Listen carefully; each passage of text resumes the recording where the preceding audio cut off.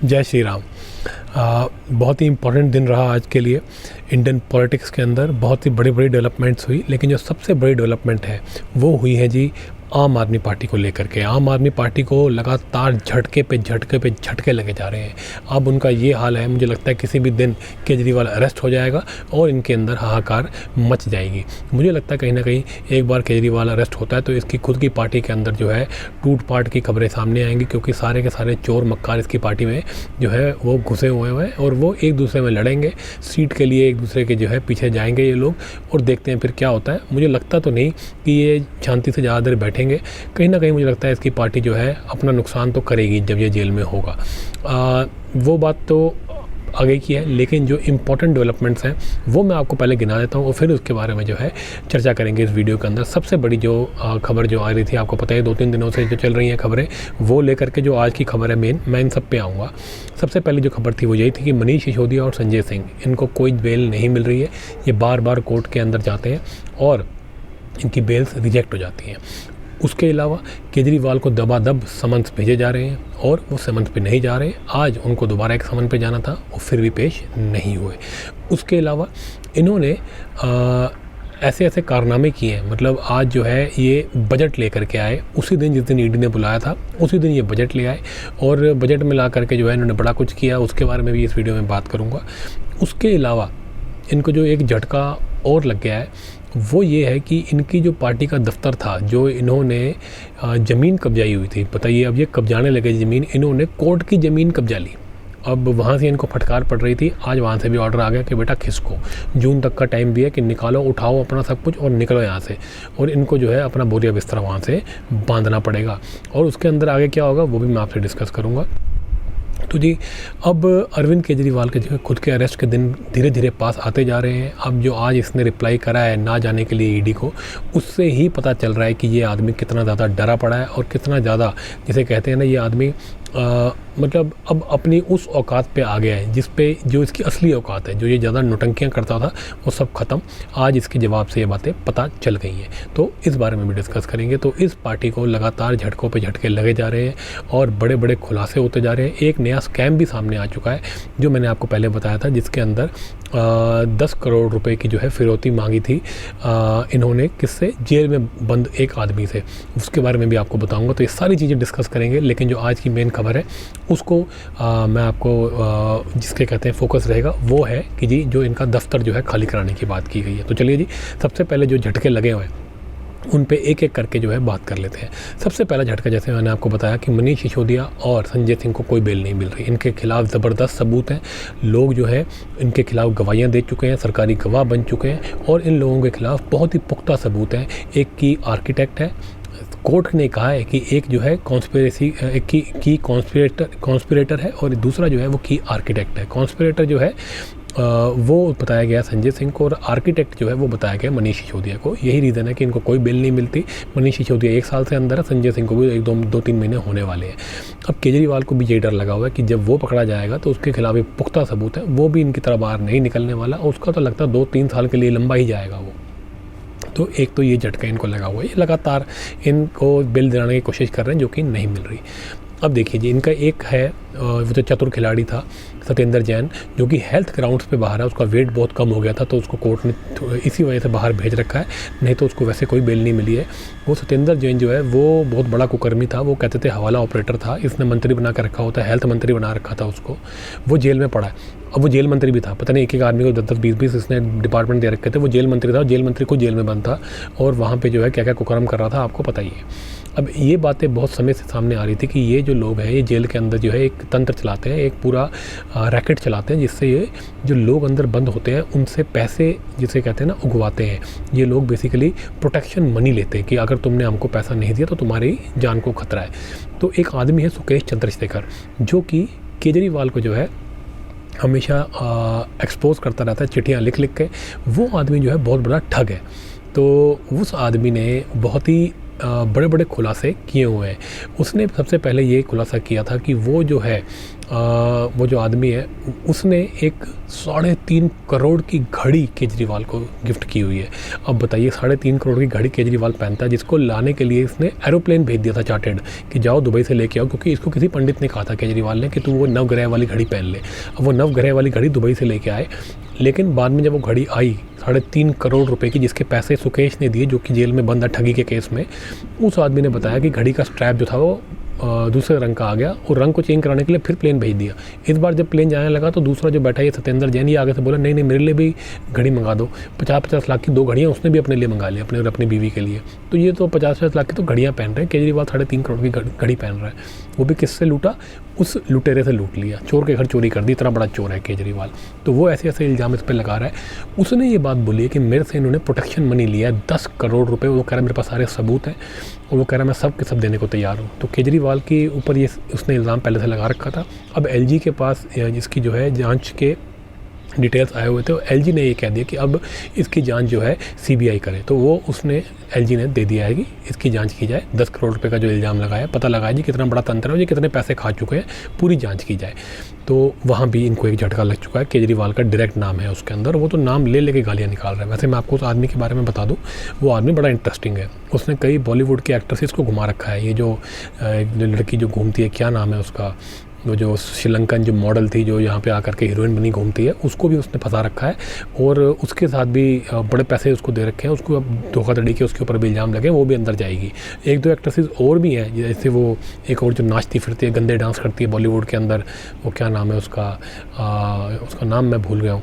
वो जो बहुत ही घटिया किस्म के अश्लील डांस करती है, नोरा, वो लड़की का भी नाम था, लेकिन वो बच गई है क्योंकि उसने शायद कोई गिफ्ट वापस कर दिए थे। लेकिन जैकलीन फर्नांडिस जो फंसी हुई है, जिसका जेल जाना मुझे लग रहा तय है, वो उसका सामने आ रहा है कि शायद वो इसके साथ मिली भगत भी थी, सुकेश के साथ काफ़ी क्लोज थी, काफ़ी ऐसी क्लोज फोटोएं भी उसके सामने आ गई थी इसके साथ। तो उसने वो क्या करता था, वो बड़े बड़े लोगों को फ़ोन करके कहता था कि तुम्हारे ऊपर जो केस चल रहे हैं, तुम्हारे ऊपर जो जांच चल रही है, मैं तुम्हारी को वहाँ से बचा लूँगा, मेरे को इतना पैसा दे दो, मैं अमित शाह को जानता हूँ, मैं इसको जानता हूँ, मैं उसको जानता हूँ। इस तरह की बातें करता था और बहुत बड़े बड़े लोगों को उसने ठग लिया था। एक्ट्रेसेस के साथ वो फ़ोटो खिंचा लेता था तो लोगों को लगता था हाँ यार ये बड़ा आदमी है, हमारे को बचा लेगा, लोग इसको पैसा देते थे। इसने करोड़ों रुपये ऐसे लोगों से ठग लिया और उसके बाद ये और इस पैसे का यूज़ करके बड़ी बड़ी एक्ट्रेसेस को यूज़ करके फ़ोटो खिंचाता था। जैकलीन के साथ तो रिलेशनशिप में था, तो इतना बड़ा ठग था। इसको केजरीवाल ने कहीं से पकड़ लिया और केजरीवाल ने इसको कहा था कि मैं तेरे को आम आदमी पार्टी का साउथ का पूरा रीजन का हेड बना दूंगा। ये केजरीवाल ने इसको प्रॉमिस किया था, लेकिन इसको हो गई जेल। और जब जेल हो गई तो इसी के पीछे पड़ गया केजरीवाल के 10 करोड़ रुपये फिरौती दे, वरना तेरी जान को जो है हम जो है खतरे में तेरी जान आ जाएगी। तो वो डर के मारे केजरीवाल को जो है फिरौती देता फिरता था। तो उसने ये इल्ज़ाम लगाया, इसके ऊपर जांच चल रही है। ठीक है जी, ये होगी 2 कहानी मैंने आपको बताई। एक तो बेल नहीं मिल रही, दूसरा सुकेश चंद्रशेखर का जो खुलासा है, इसके ऊपर केजरीवाल के ऊपर दोबारा तलवार लटक गई है। इसके अलावा जो इन्होंने बहुत से स्कैम कर रखे हैं दिल्ली के अंदर, उसके अंदर तो जांचें इनके ऊपर चली रही हैं। केजरीवाल जो है और ये मनीष सिसोदिया, सत्येंद्र जैन, इनके खिलाफ बहुत ज़बरदस्त स्कैम जो लिकर पॉलिसी का स्कैम है उसके अंदर है। केजरीवाल के खिलाफ बड़े पुख्ता सबूत है, इसकी रिकॉर्डिंग्स हैं, लोगों ने इसके खिलाफ बयान दे रखे हैं और बहुत कुछ है इसके खिलाफ। मतलब ऐसी ऐसी चीज़ें हैं जिससे ये बच नहीं सकता, इसलिए जाता नहीं है ईडी के सामने। तो वो तो चल ही रहा है, उसमें तो रोज़ झटके इनको लगी रहे हैं। केजरीवाल इसीलिए नहीं जाता। अब ईडी ने इसको बुला रखा है, आज जाना था ईडी के पास, आज ये गया नहीं। क्यों जी? क्योंकि आज जो है बजट आ गया है इसका। ये वेट कर रहा था कि कब ईडी बुलाएगी, उसी दिन बजट ले आएंगे। बजट का सत्र बुलाया हुआ है, इसको 1 हफ्ते से ऊपर हो चुका है, लेकिन ये बजट ला नहीं रहा था। एलजी ने कहा भैया क्यों नहीं ला रहा, तो चुप बैठा है कि भैया जब ईडी मेरे को समन भेजेगी तभी मैं करूँगा। ईडी ने आज की 4 तारीख को बुलाया था, इसने 4 तारीख को ही बजट बुला दिया कि भैया मैं तो बजट में बिजी हूँ। और ऐसी चिट्ठी लिखी जिसका कोई सर नहीं है, कोई पैर नहीं है। कह रहा है कि जी मैं तो मतलब ये सत्र में तो ऑब्वियसली वो बिजी ही है। इसमें एक चीज़ नई चीज़ लिखी कि मैं ना आपके बुलाने पे मैं आऊँगा, लेकिन 12 तारीख के बाद आऊँगा, मुझे 12 तारीख के बाद बुलाओ। मतलब उल्टा चोर कोतवाल को डांटे। अब ये चोर बताएगा कि ये कब मिलेगा पुलिस से। ईडी को ये बोल रहा है कि जी मैं 12 तारीख के बाद फ्री हूँ, मुझसे तब मिला जा सकता है, वो भी वीडियो कॉन्फ्रेंसिंग से। मतलब खुद नहीं जाना चाहता, क्योंकि खुद पता खुद जाएगा तो हाथ में हथकड़ी लगा दी जाएगी, इसलिए वीडियो कॉन्फ्रेंसिंग से मिलूँगा। ये अजीब तरीके का चोर है, बताता है मैं कैसे मिलूँगा, कैसे क्या पूछो मुझसे और मैं किस तरह मिलूँगा। ये कोई मजाक थोड़ी है। इस देश के अंदर जांच एजेंसियों का मजाक उड़ा रहा है केजरीवाल, मखौल उड़ा रहा है। तो इसने चिट्ठी लिख करके ये बात आज कह दी है ईडी को कि मैं आना चाहता हूँ, लेकिन 12 तारीख के बाद मुझे बुलाओ, आज तो मैं नहीं आ रहा, वैसे मैं बहुत बिजी चल रहा हूँ। इस तरह की ड्रामेबाजी आज इसने ये भी करके दिखा दी। अब ईडी की पाले में अब गेंद डाल दी है। अब देखते हैं ईडी क्या करती है। क्या ईडी इसको अगला समन भेजती है, सीधा घुसती है शीश महल में और उसकी गुद्दी पकड़ के इसको बाहर लेके आती है। हरकतें तो इसकी वही हैं, गुद्दी से पकड़ने वाली, लेकिन ईडी मुझे लगता है ऐसा करेगी नहीं, क्योंकि अगर इसकी गुद्दी पकड़ी तो ये ज़मीन पर लेट जाएगा और ज़मीन पर लेट करके जो है ये हाथ पैर जो है ऐसे खोल करके ऐसे आएगा जैसे झूला बना करके, ताकि इसकी फ़ोटो खींचे और ये जो है हीरो बन जाए। ये जो है चाहेगा कि ये लोगों को जिसे कहते हैं ना इमोशनल कार्ड खेलने की कोशिश करेगा। ईडी वो नहीं चाहती कि ये इमोशनल कार्ड खेले, तो मुझे लगता है ईडी इसको जो है और 2-3 दिन नंग नाच करने देगी। उसके बाद इसको ऐसा घेरेगी ये खुद आकर के जो है ईडी के झांसे में फंसेगा।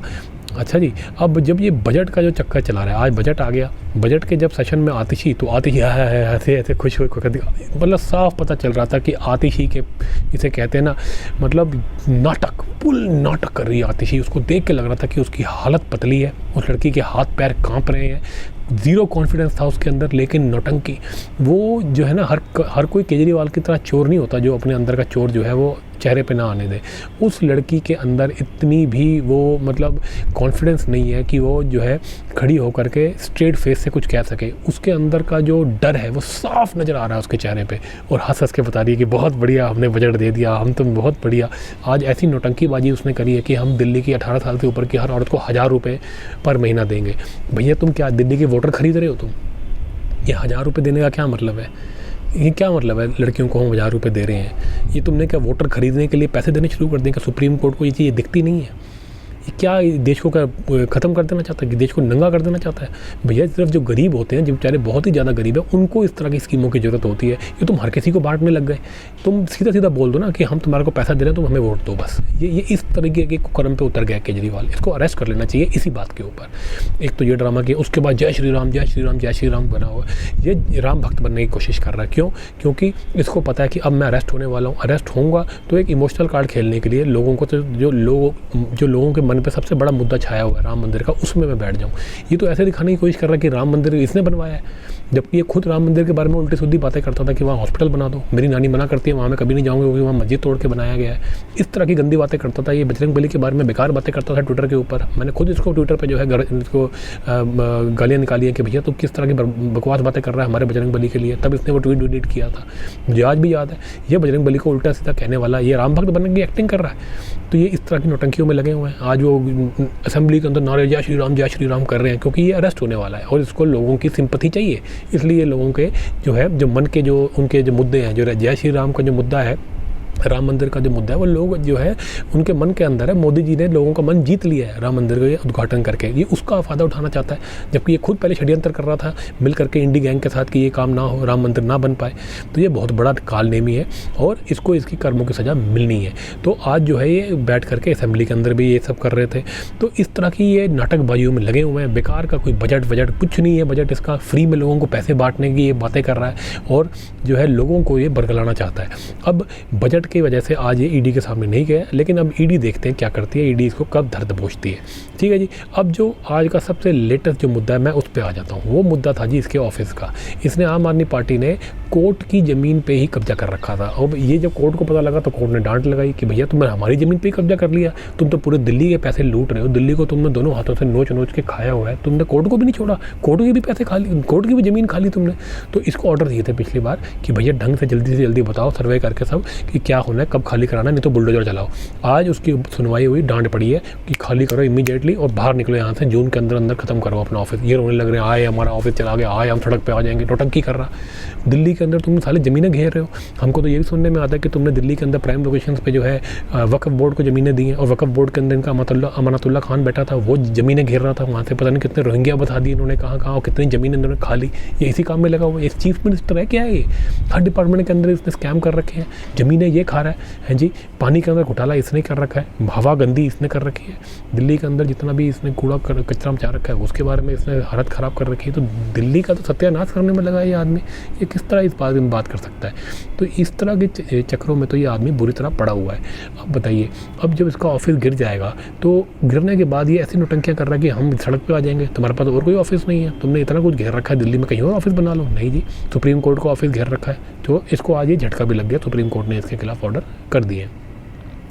उसके बाद अब देखिए जी, जो पूरी जो कहानी समझ में आ रही है कि आम आदमी पार्टी जो है, एक बार ये जेल में चला गया तो इसके बाद इनका बचे रहना बहुत ज़रूरी, बहुत मुश्किल है, क्योंकि इसके नीचे उतरते ही जितने भी इसके पार्टी के अंदर लोग बैठे हैं, ये एक दूसरे में लड़ाई करना शुरू कर देंगे। अब ये जो आतिशी जो हैं, ये कोई बड़े लोग तो है नहीं, ये कोई बड़े नेता नहीं है, ये जो है चुटभैये किस्म के लोग हैं। इनको जो है केजरीवाल ने कहीं तरीके से अपनी पार्टी में रखा हुआ है, क्योंकि ये ज़्यादा जो है उससे पंगे नहीं लेते।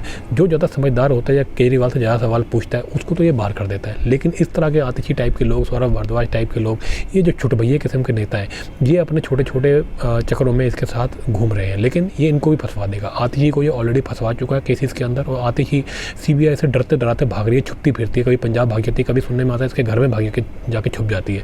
तो इनको इसने वो कर रखा है।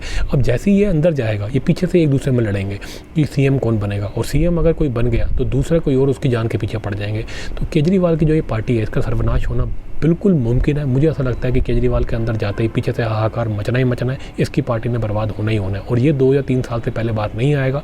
जितना भी ये पैसा खिला ले, कोर्ट के अंदर जो मर्जी ये गेम कर ले, लेकिन ये जो कुकर्म कर चुका है, अब इसका बाहर आना बहुत मुश्किल है। मुझे लगता है ईडी के एक बार हत्थे चढ़ने के बाद ये 2-3 साल पहले से बाहर नहीं आएगा, और इसकी पार्टी पीछे से टूट टाट के ख़त्म हो जाएगी। कांग्रेस पार्टी के साथ लगा हुआ है ये कुकर्म करने में, लेकिन मुझे लगता है जिस तरह कांग्रेस पार्टी का सर्वनाश सामने आ गया है, इसका भी सर्वनाश उससे भी जल्दी हो जाएगा। लालू प्रसाद यादव ने जो काम 40 साल में किया था, ये 10 साल के अंदर अंदर करके बैठ गया है। इसलिए इसका अंत होना बहुत ज़रूरी है।